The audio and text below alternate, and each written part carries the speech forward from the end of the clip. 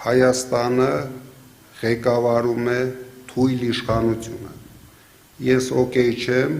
որ Հայաստանի իշխանությունը նույնիսկ զենք գնելու ձևը չգիտի։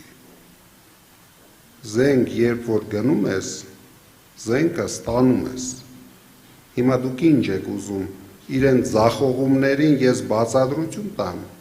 կարամ տամ, եթե շատ եք ուզում, բայց դա կլինի ոչ կոռեկտ։ Ես չեմ ուզում անցնեմ այդ սահմանը։ Գնեք, դուք կաշկանդված եք Ռուսաստանի իշխանություններին քննադատելու հարցում։ Իսկ դու ինչ քեզ չէ, Ռուսաստանի իշխանություններին անտեղի քննադատելու հարցում ես ոչ թե կաշկանդված եմ, ես բարոյական իրավունք չունեմ, անտեղի քննադատեմ մարդկանց։ Չէ, դե որ ՀԱՊԿ-ը իր պարտականությունները չի կատարում, դա անտեղի քննադատություն է։ Եթե ՀԱՊԿ-ը իր պարտականությունները չի կատարում, ինչ անեմ, քֆուր մի հատ տամ ՀԱՊԿ-ին, դուրդ կգա, որ կզգաս ես կաշկանդված եմ։ Իհարկե ես հարցեր ունեմ ՀԱՊԿ-ին։